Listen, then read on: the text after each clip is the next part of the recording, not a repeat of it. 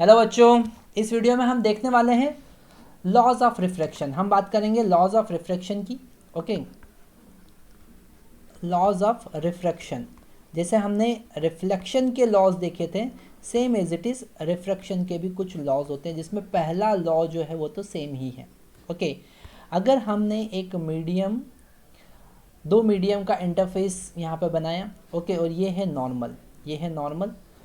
यहाँ पर हम एक एंगल इंसिडेंट रे की बात कर रहे हैं, एक रिफ्रैक्टेड रे की बात कर रहे हैं। ये जो फर्स्ट मीडियम है ईटा 1, उसका रिफ्रैक्टिव इंडेक्स, और सेकेंड मीडियम का रिफ्रैक्टिव इंडेक्स ईटा 2 है।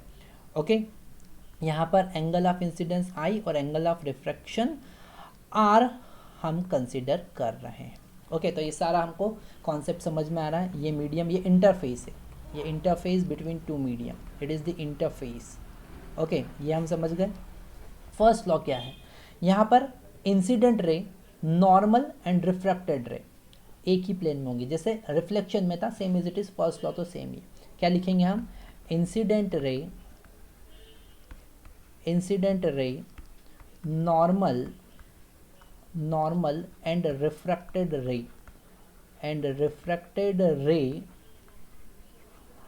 Are in same plane and it is called plane of refraction.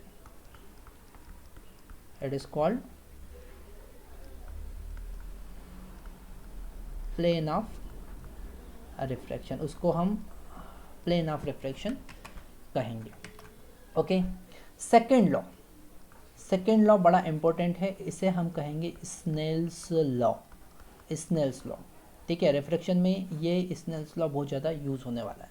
Okay, तो स्नेल्स लॉ क्या कहेंगे, थोड़ा सा हम डिफरेंट तरीके से देखेंगे, ध्यान से आपको समझना है।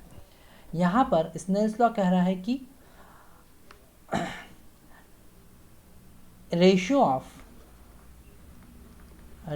Of sine of angle of incidence, पहले हम उसका डेफिनेशन लिख लेते हैं। Incidence to sine of angle of refraction is constant. मतलब कि sine I divided by sine R is a constant, ये कांस्टेंट होगा। और इस कांस्टेंट का वैल्यू क्या है, ईटा 2 1, मतलब कि refractive index of 2 with respect to 1।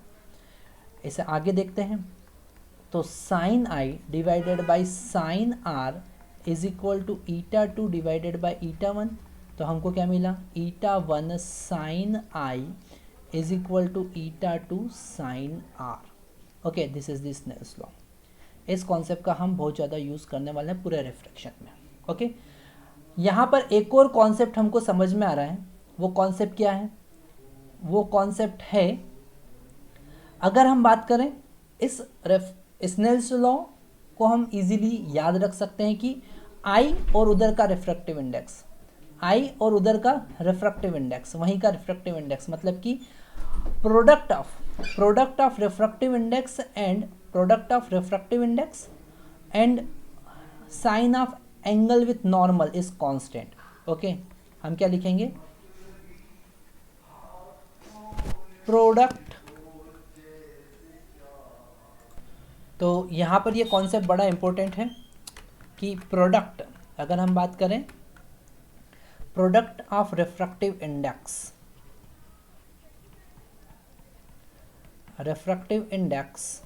And sine of angle with normal,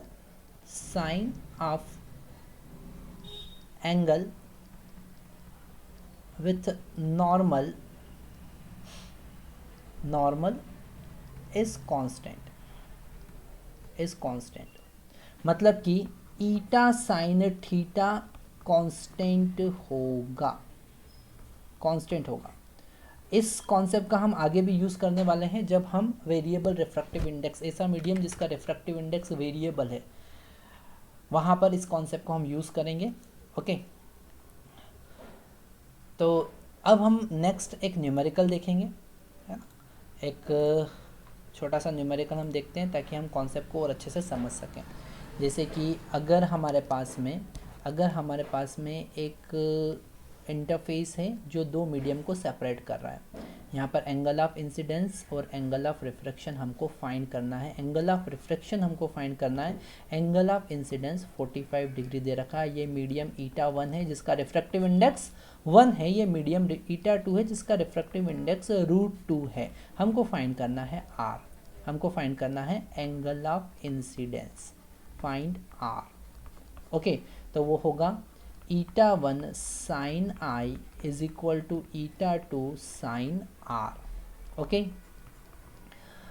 eta one का वैल्यू 1 है, साइन आई का वैल्यू 45, आई का वैल्यू 45 डिग्री है। हमको पता है साइन 45 1/√2 होता है, इट इज़ √2। ईटा 2 का वैल्यू भी √2 है यहाँ पर, और साइन आर का वैल्यू हमको निकालना है। तो यहाँ पर 1/√2 और इस ईटा 2 का हम मल्टीप्लाई करेंगे तो इट इज़ ऑल्सो 1/√2।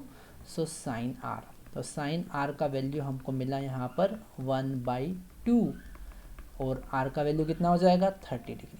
ओके, तो ये कॉन्सेप्ट हमको समझ में आया। ठीक है, इसे हम प्रैक्टिकली भी वेरीफाई कर सकते हैं। हमारे लास्ट वीडियो अगर आप देखेंगे तो आपको वहाँ पर रिफ्रैक्टिव इंडेक्स का प्रैक्टिकल वेरिफिकेशन, रिफ्लेक्शन का प्रैक्टिकल वेरिफिकेशन आपको वहाँ पर मिलेगा। ओके, तो यहाँ पर हमने लॉज ऑफ रिफ्लेक्शन देखा। हमने देखा कि स्नेल्स लॉ का कॉन्सेप्ट कितना इम्पोर्टेंट है। नेक्स्ट वीडियो में हम बात करने वाले हैं अपरेंट डेप्थ की। ओके, अपरेंट डेप्थ की, अपरेंट हाइट की। तो आगे आने वाले वीडियो भी बहुत काम के हैं, आपको ज़रूर देखना है। Thank you very much.